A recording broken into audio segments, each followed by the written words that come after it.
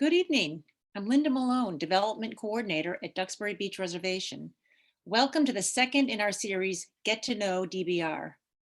We've collected questions from the public, and earlier this week, DBR's Ted Devnew and Executive Director Cris Luttazi sat down to answer many of those questions. You can ask questions during the presentation by typing into the Q&A, and we will try to answer in real time. Thanks for joining us as we work together to protect, preserve, and enjoy Duxbury Beach.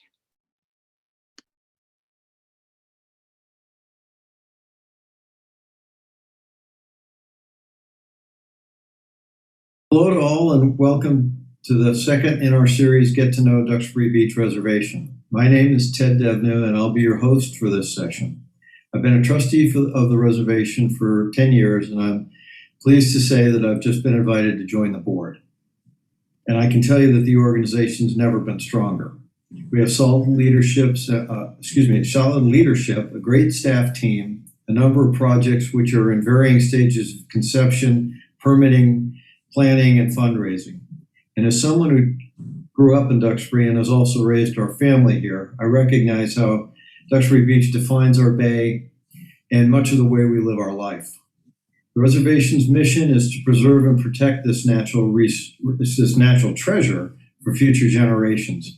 And it's important that we have the support of our community. And that's why we've launched this Get to Know DBR series. It gives you a chance to ask questions and hear answers direct from the source.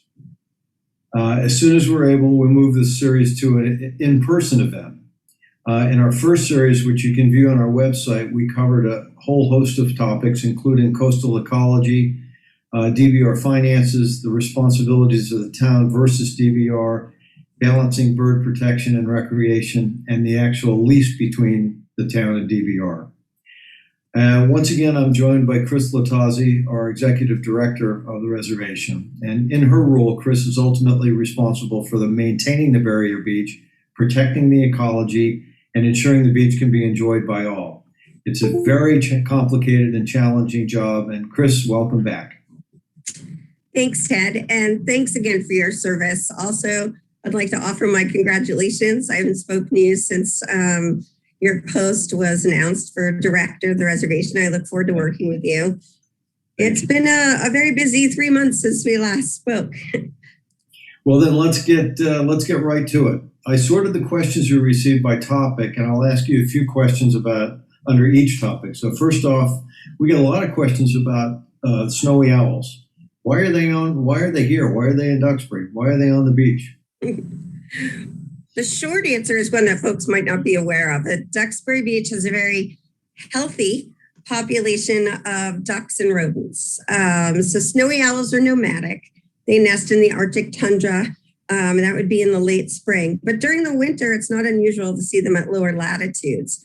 Since they like large open areas where they can spot prey, they tend to gravitate towards airports and beaches. A lot of folks in Duxbury, I've heard of Norm Smith. He's the co-founder of the International Snowy Owl Working Group. He realized a long time ago that owls and aircraft don't mix. And he's been working with Logan Airport for the past 40 years to trap, tag, and relocate snowies. And we're fortunate that one of the locations that he releases owls are on Duxbury Beach. But I just want to point out that's not the only reason we have snowies on the beach. They fly on their own accord as well. You can tell the difference because the ones that are tagged are from Norm. The ones that aren't tagged are the ones that arrived on their own. And sometimes they'll stay at Duxbury Beach. Other times they'll fly to Cape Cod beaches or further south. Just a couple of weeks ago, it was in the news that for the first time in over 100 years, a snowy owl was seen in New York City in Central Park. It was very popular that it made the nightly news. But folks might not realize in 2019, snowy owl status for population was changed vulnerable. And that's because the adult population had decreased from 200,000 in 2013 to only 28,000. So a huge drop. Wow, that's an alarming decrease. I guess we're lucky to be able to enjoy seeing them here on the beach. Okay, let's keep our feet moving here. We hear a lot about the barrier beach protecting Duxbury and about the recreational use, obviously, that we all enjoy. But we don't hear too much about the ecology work that's being done by the reservation. Can you tell us a little bit about that? Certainly, great question. Many folks are familiar, like you said, with the mission objective to preserve the landform, but folks might not be familiar with our other mission objective, which is to protect the ecology. So that means the reservation strives to maintain and enhance all the different ecosystems on the barrier beach. So you think barrier beach, you might not think of all the different ecosystems, but salt marshes, mud flats, inner dune, intertidal, shoreline, there's a whole host of different ones. But the goal is to not only protect them, but its inhabitants. So vegetation, mammalian, marine, etc. And we have lots of ecological projects on our plate right now. They range from species surveys, so you determine the diversification of the species, population, frequency, to vegetation projects, grass monitoring, removal of invasive species. We even do soil color testing, just a whole host more. We also try to incorporate our ecological work into our public outreach so folks understand and are informed. It's the best way of protecting our vulnerable environments through the years to let folks know what we're doing. So it sounds like this is kind of a 12-month project or ongoing projects. What can we do, or what is being done in the non-growing season?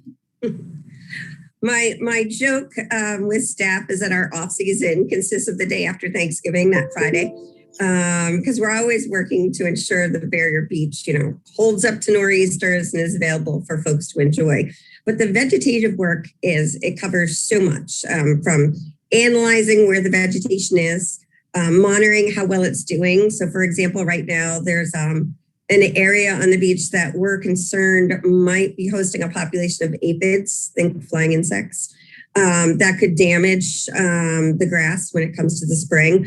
And one thing folks might not know is that we actually have to secure permission in January from Duxbury Conservation Commission from the state in order to plant in the spring. So we can't just say, oh, that place needs grass and then just go put grass in. There's lots of regs around where, when, what, how far apart they have to do.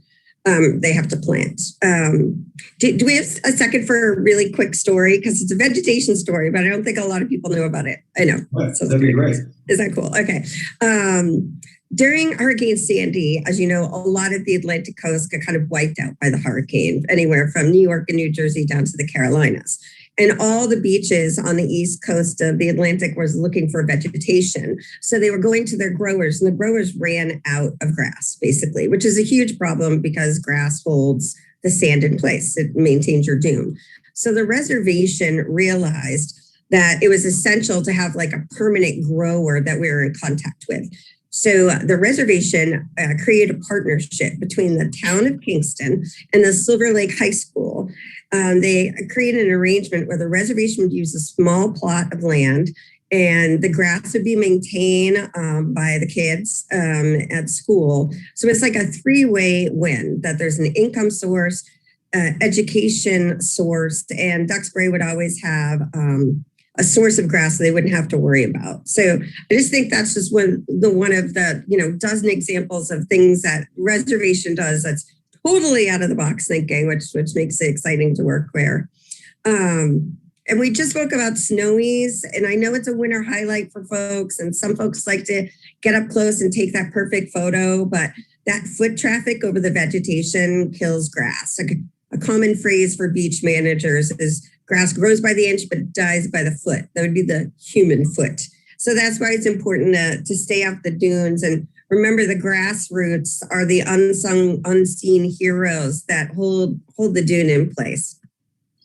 Well, that's great. The Kingston project, or the Silver Lake project, I should say, was my recollection is that was sort of a brainchild of Richie Poole. So he deserves a lot of credit for conceiving and then being able to actually implement that as well. Absolutely. And he still maintains those relationships today, and he goes and checks on it. I'm the one that sits there. It's like, wow, I wonder if we have grass. And Richie knows where it is, what the status is, and works with the school to maintain it. It's a phenomenal thinking out of the box that really benefits everyone and all the folks in Duxbury to know that those dunes will have grass if we have another event. Not that I'm wishing we do, like Sandy. Yeah, I'm sure we will at some point in time.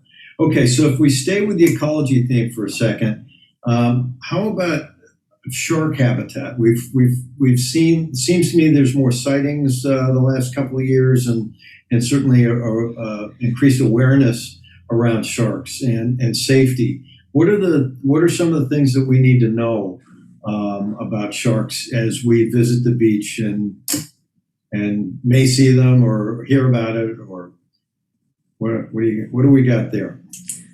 Well, to state the obvious, I always like to say if you're swimming in salt water, you're in shark habitat. Right. There are several different shark species, I think about a half a dozen, but I'm not the shark expert, that frequent New England waters, including the white shark. Folks used to call them the great white, but now in scientific communities, they call it the white shark because there's no such thing as the greater or the lesser white shark. So the white shark, as the seal population has increased, which is white shark prey, so have the observations for the white shark. And sharks are top predators, but what folks might not know is that they're ambush predators, which means they spend a majority of their time under the water, and they strike their prey from underneath. So that means that quintessential photo that you see with the fin going by, it's not a common sight, to be honest, but if you do see the fin, it's one of the ways to identify a shark. The tricky thing with Duxbury Beach is that there's a population of sunfish, also known as mola mola. And understanding the dorsal difference between these two can help, in that the white shark has kind of a stiff triangular shape, whereas the sunfish is more floppy, if you will, floppy and rounded. It's not as rigid. So my thought is, when in doubt, always assume it's a white shark. Okay, so so with an increase in the seal population and therefore seemingly the shark population, is there a better method to alert swimmers? Or I know there's some buoys that are out there. How are they monitored? Well, the town employees do a good job of alerting folks for unconfirmed shark sightings, but obviously everyone should be diligent out there. The buoys that you mentioned are equipped with acoustic receivers. There are dozens that are placed around the Cape Cod shoreline and the South Shore. And since 2009, 230 sharks have been tagged, with 226 acoustic tags and a couple other satellite and pop-up tags. But the key word here is tagged. So if a tagged shark comes within 1,000 feet of that acoustic receiver on the buoy, then the data is captured and it's stored on a chip. What folks might not know is that data is not available real time. Rather, an individual needs to go to the buoy, download the information from the chip onto their laptop and upload it onto a database. And that's usually done in the fall. There are currently 5, well, in 2020, there were 5 active real-time buoys where the information would be beamed to a satellite and available immediately. But those are all on the very populated beaches in the national seashore. So key thing again is remember that only the tagged sharks are picked up by receivers, and there's a lot more sharks out there than just the ones that are tagged.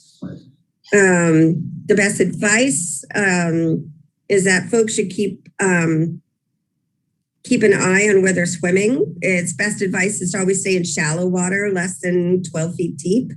Don't swim near seals, avoid swimming in dawn or dusk, and don't wear jewelry. And the motto is, when in doubt, get out.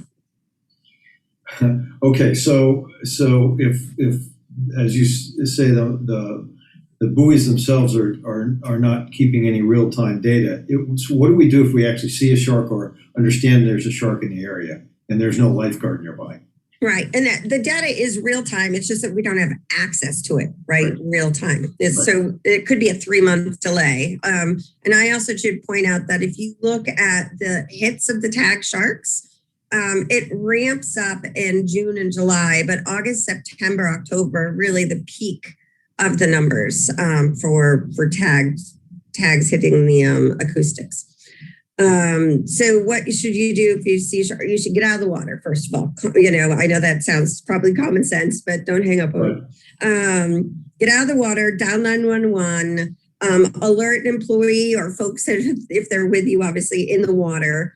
And the goal is always to try to keep your eye on the shark so you can report the direction it was headed in and possible location. But I would recommend that if anybody wants to learn more about the white shark activity in Massachusetts, visit the Atlantic White Shark Conservancy. It's based in Chatham. They've got a great website. They have a center, and they offer public programs as well. And they really are at the center working with the state for all of the research that's going on right now for white sharks in Cape Cod. Cape Cod Bay, I should say. Cape Cod Bay, right. Okay, thanks. So get out of the water, dial 911, and estimate the approximate location. Perfect. Got it. Thank you. Okay, so let's shift topics a little bit here. We had a couple more questions about Duxbury Beach Park, aka Blakeman's, and who owns that pavilion? Who manages the parking areas? Are there any plans to update the building and maybe improve the restaurant facilities at some point in time? That's it? Well, there's like three questions. Okay, we come from sharks to buildings. That's cool. The reservation property. So let's just talk about the property for a second as I'm looking back at your beautiful map there. The property in the northern end for the reservation begins at the last house for Gurnett Road on Ocean Road South end. And then the property goes until Plymouth. It ends on the southern end where the Gurnett Guardhouse is. So that's about 4.5 miles, over 200 acres. The Blakeman's building and the property that surrounds it is referred to as Duxbury Beach Park. On the park is the building that you're referring to. The reservation has had 4 managers of Duxbury Beach Park over the years, since 1941. And Ralph Blakeman was the second manager, and he operated the park for 38 years. And the name's just stuck ever since. For the past 22 years, the park and the restaurant have been managed and operated by Dina and Missy Batista. But regarding the dune work, the future planning, the reservation is, future planning for the building. Yeah, okay. Building. Sorry, trying to get these. Right. The future planning for the reservation, we're currently in the throes of strategic planning, which includes this area. I mean, I think I just said the building was, it's survived since 1941. It's pretty much a miracle with all the nor'easters, blizzards, 78, I could name a list of them. But that means upkeep is constant. And with the building, it's a bit tricky because if we stay within the confines of the existing structure, there's not too much we can do. We can add a new roof, we can put more siding on, secure the windows. But to make significant improvements, we would have to adhere to new building codes for barrier beaches, since obviously a lot has changed in building near the shoreline since 41. So that would mean that you should picture Blakeman's on stilts, about 16 feet high, with a wraparound ramp that goes around it, and new bathrooms. And so it's like you're not really able to do too much outside the footprint without having to do a huge rebuild. And that's definitely under evaluation under our strategic planning that we're involved in right now. Okay, so we're taking a look at that, but we shouldn't think there's going to be massive changes to the building anytime soon. No, it's kind of a joke amongst folks that know me that on weekends I go and spy on other beaches' bathrooms to take pictures and look and see what they do. And I do have floor plans for two of those public bathrooms. So when we're ready to pull the trigger, there's some things you can do in materials that they didn't use back then that we could use now that'll make it more resistant to all these storms. Okay, so one of the things you mentioned earlier was dune restoration. I think there's a planned restoration coming soon. Is that going to have any impact on summer traffic or summer enjoyment? Well, the short answer is no, because due to regulatory constraints, We're not allowed to work on the beach from April 1st to mid-September, except for a small couple bits that we're allowed to do, but definitely not in the summer months. So folks don't need to worry about access or impact access. But you are right regarding the restoration with the technical expertise from Duxbury Beach Reservation and the Woods Hole grant. We submit a permit application to do dune work at Duxbury Beach Park. And that would consist of dune nourishment and beach nourishment for more than 1,000 feet in length. So you might remember north of the building a couple of years ago, the dune was widened north of Blakeman's. Right. So the project for the proposal that we put in will continue that dune work. It'll be in front of Blakeman's and continue to run south. And that's really important because that dune is very narrow right there. Yeah. So the goal is to widen the dune, make it all the same elevation, because right now it's very low in front of the building and further south. And that'll help absorb the wave energy as storm surge and waves continue to batter the dune. But our hope is that the project will get the permits in the next couple of weeks. And then we'll begin construction in the late fall or early winter. Okay, so as you talk about the dune restoration projects, the last one was about 2 years ago. Mm-hmm. And so has that been successful? Has it been holding up? And how can you give us a little tutorial on the actual how you rebuild a dune? Sure. And we definitely have learned things from that project that we'll be applying to the new project at Duxbury Beach Park. So it's always good to kind of go back and see what worked and what didn't. We completed the crossover project in the late spring of 2019. It took a little bit longer than we'd anticipated because the ground was so frozen we couldn't plant. So the actual completion of the project went 2 months longer than we thought because we needed to drill holes in the sand or wait for it to defrost, thaw out. If you think of a dune project, you think of the shape of the dune as a trapezoid. And in the project between crossover 1 and 2, it ran from crossover 1 to 2, which is about 3,600 feet. And what we did is we raised the height of the dune or the trapezoid to 16.5 elevation. And then the top of the dune, which is called the dune crest, it was widened from 6 feet to about 55 feet. And the base of the trapezoid was widened to more than 150 feet. So with dunes, it's not about height, it's about width. And in addition to, as I just mentioned, there was 74,000 plants set to maintain the structure and keep the sand in place. The great thing is, for the last 2 years, that vegetation has really been allowed to establish itself with roots underneath or rhizomes. They run sideways and you can pull and they can go on for 10 feet if you have a healthy rhizome. Because we didn't have any storms, it really gave a chance for that vegetation to grow.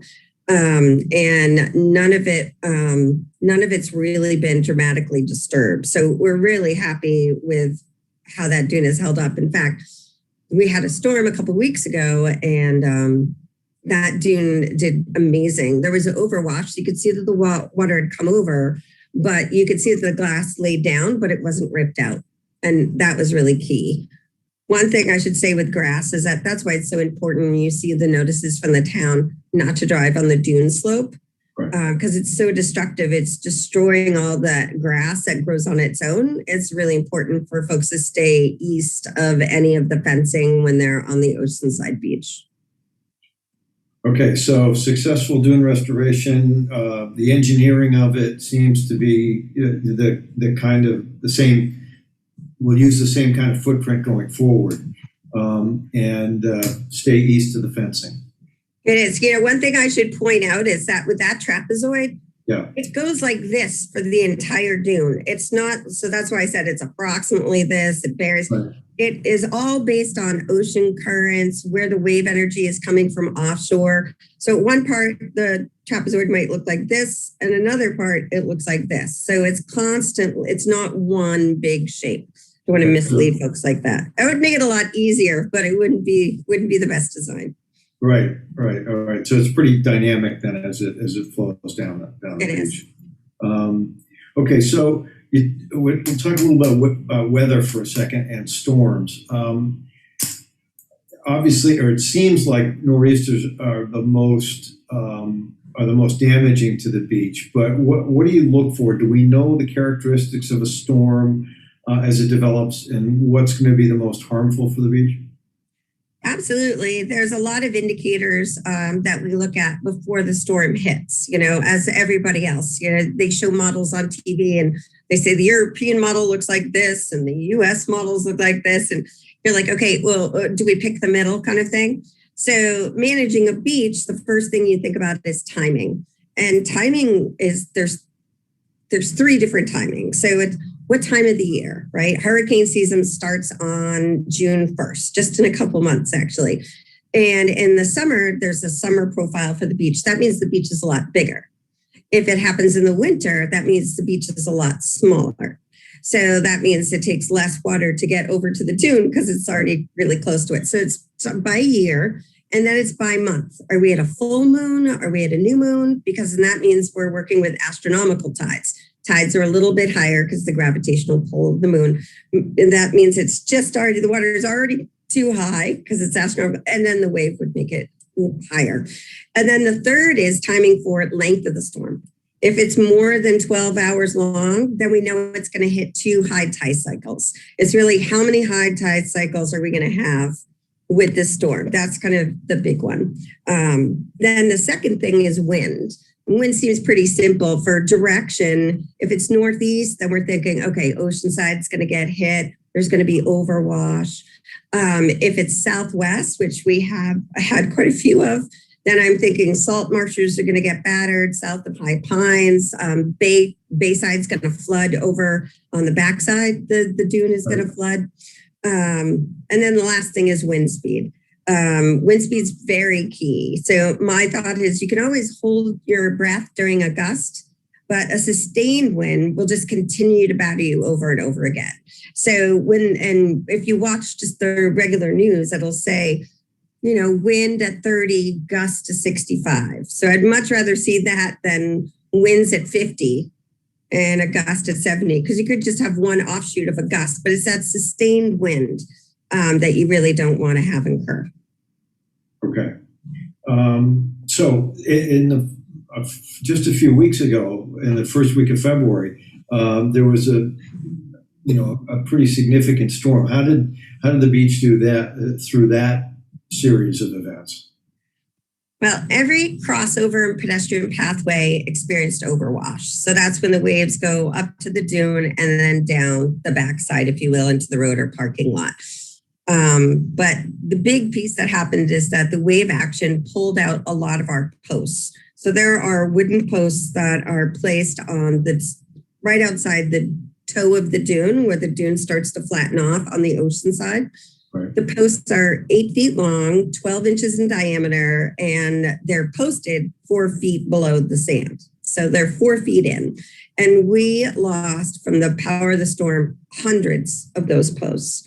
We were able to salvage over 100 of them, but you could really see just how strong that wave and wind action was. And it wasn't really considered a major storm, if you will. Right. But it did last for almost 3 high tides. So if the posts all get loosened on one high tide, then the second high tide comes in. Most of there was damage from the, storm alterations. You shouldn't consider damage because we should assume this happens. Right. But the north end all the way down to the southern end, but really south of crossover 3, that's where we sustained the most alterations, with over 1,000 feet of fencing lost. The ORV section was closed because of significant washouts on the crossovers. There were posts lying everywhere in the vehicle quarters, but thanks to the reservation team and Duxbury Construction, I should give a shout out to, they worked really hard to open the beach as quickly as possible, but all that work hasn't been done yet we only worked just to get the beach open so folks could enjoy it and be safe on the road. There were washouts in the road as well. Okay, well, that's an amazing number of, you get hundreds of posts that are very large and very heavy strewn about the beach. So I assume that work isn't done replacing those. That work continues. It's kind of funny, funny, a little sad, but they're thrown around like pickup sticks, like if you threw toothpicks around and then you're like, that's a, you would need several people to lift those posts individually. Absolutely. And they're everywhere right now. So we're going to start in earnest in March 1st and just see how many we can get posted back in. We'll focus on the ORV section first, the off-road driving, and then we have to put all the fencing back south of crossover 3. Okay. All right, let's move a little bit. Still sort of on the same topic, but we've witnessed and we certainly hear a lot about sea level rise, and obviously we live with it. But how's DBR actually planning to address the effects of sea level rise? Because it certainly doesn't seem like it's going to go away. No, it's I'd have to say that it's a foregone conclusion now that it's here and it's coming, and folks in Duxbury can obviously see the effects of sea level rise when we have these storms. It just shows you how close the water is to begin with. Frequency, intensity of storms have increased as well as we're talking more and more about what storm did what alterations. But the reservation's working with Woods Hole Group, and we use predictive modeling. That means you take your current environmental characteristics, what are the currents, where's the wave energy focus, and then you put that together with future predictions. Well, by this year, the water will be this high. With this year, it'll be this high. And that's how we determine where to focus our efforts and which project we should work on next. So currently, I mentioned we're waiting on permits. Those permits are for the entire beach. It covers more than a half a dozen projects, everything from beach nourishment to cobble berm work to road improvements. And all of those projects are planning for the impacts of sea level rise. But I have to say one key thing to remember is that we have to continue adapting as the conditions and projections change. So we put in those permits and then, a year later, we could have had a huge storm that impacted what our current design was, what our thought was that the beach was going to look like. So everything is, I like to call it wet cement. We think we know, but it's definitely not cured yet. Got it. So how long, once we get the permits, how long are they valid for? Well, the permit, excuse me, the permits, these large permits we're talking about, they're good for 10 years, barring nothing changes. So like I said, if there was, I'm not going to even say blizzard of 78, but if something happens, big change, we would have to put in new plans to show what the beach currently looks like, because it's always changes. But if it's not significant, the permits last for 10 years and they can be extended. So you can go request and say, we did these 4 projects under this permit, but we have 2 more to go. Can we have an extension? And usually if things haven't changed that dramatically, the extension is given. Okay, thank you. All right, we're going to move to the last topic then, which is the DBR organization itself. What's the internal structure? Internal structure of the beach reservation? Sure. See how I lean back? I'm like, okay, I can do these. The reservation's a nonprofit organization. It's got a small professional staff, and the staff works with a dedicated group of volunteers. And those volunteers are split into 2 different kind of groups. One is the board of directors, and the other are a group of trustees. So a little bit different than a lot of nonprofits having a board and trustees. But the how many trustees are there? Right now, 18. Okay. Give or take. And the great thing about those 18 folks are they serve on at least one committee as well as the board does. They meet regularly and they focus on different aspects of the organization. So we have landform and ecology, technology, fundraising, community outreach, education. There's a whole host. But this way we can take the talents of all the folks and the interests that they have, and they can work on a whole set of projects that are in that realm. So we're not duplicating effort, or they're really able to focus and dive down, because a small staff wouldn't be able to manage this large area. Right. So if you've got that many sort of subsets of volunteer efforts that are required, for people who might be interested in one or another, or have expertise in one or another of those areas, how would they get involved in helping out with the projects and just helping out the reservation in general? Well, first of all, definitely we want more people, because more people lighten the load, right? And a lot of folks have full-time jobs. These are folks that, have families, have jobs.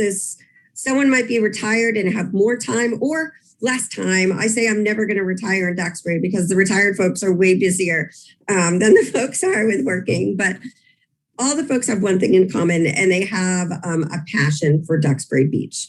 And whether they like to look at it, use it, drive on it, sit on it, they all have different uses. And they all came from different avenues. Like someone might have started with a planting day, and then they took their kids to planting day, and now they've joined the reservation. But everybody understands the goal is to maintain the landform so we can pass the stewardship on to the next generation. So that's the key. We want to make sure that we get every generation, every different type of user represented. And then I think that if people have more of a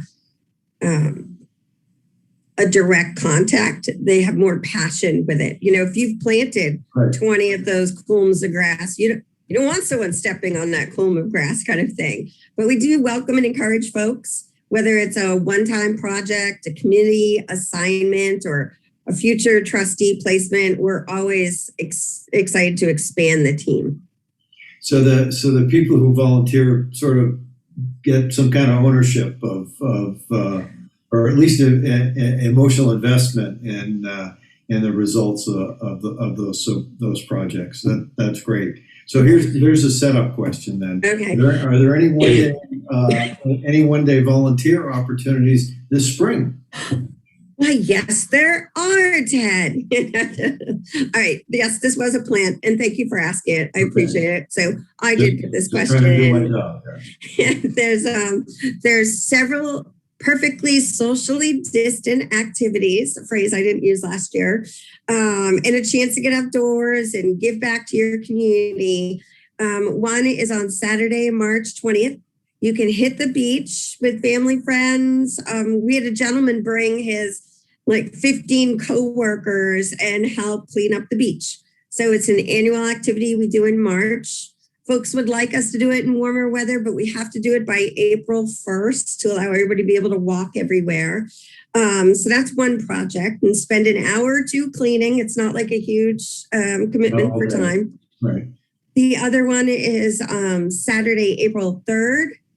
Duxbury Beach Reservation and the Duxbury Education Foundation are partnering up to raise funds for marine science education. And that's another non-contact event called Desserts for Duxbury. We're running it like we did a Party in a Box. You can support that effort. Don't have to worry about the being close to folks in a small event. Then we have future education nights coming up in early spring. We have our annual fundraiser planning that will be starting before too long. So there's many, many opportunities to get involved, whether it's a one-time event or a longer term. Okay, thanks. Well, we'd certainly like to see great participation on the March 20th and April 3rd dates. That's great. So we're kind of at the end here. Is there anything else you'd like to add? Well, there is. I know it's going to be crazy to say, but we are about a month out. So I'm looking at the calendar here on my computer, and I'm like, I like to say that the listed species show up by March 21st, because everybody says, what day did they come? Well, it's not actual dates, but they're usually here around the spring equinox. So we're about a month out from bird nesting season starting back up. That means there's a lot of activity that's going to start on the beach. All the fencing has to be up, field data is collecting work, all has to be started by April 1st. And I know some of this work is frustrating for beachgoers, but I hope everybody understands it's an absolute necessity from both the legal perspective as well as DBR's mission to protect the natural, healthy barrier beach. We recently renewed our state permit that allows us to have recreation on Duxbury Beach during the nesting season. And I should say just that the town and the reservation work really hard behind the scenes to ensure everyone has the opportunity to access the beach and go to that open space that we crave, especially during this COVID times. But I'd love to take the opportunity to remind folks that the staff is working really hard and doing the best they can for everyone. And it'd be great if next time you see a beach employee, just give a wave and let them know how much you appreciate the beach. Well, good thought there. Say hello and thanks. And thanks to all of you for tuning in. We hope you thought it was a valuable use of your time. And if you'd like to learn more or you have any additional questions, please visit DuxburyBeachReservation.org. And this presentation will be available on our website and on PAC TV. The next Get to Know DBR presentation will be held sometime this spring. And in the meantime, on behalf of the trustees and staff at the beach reservation, please, we wish you to stay safe and healthy. Thanks to all. Thanks, Ted. Take care, Chris.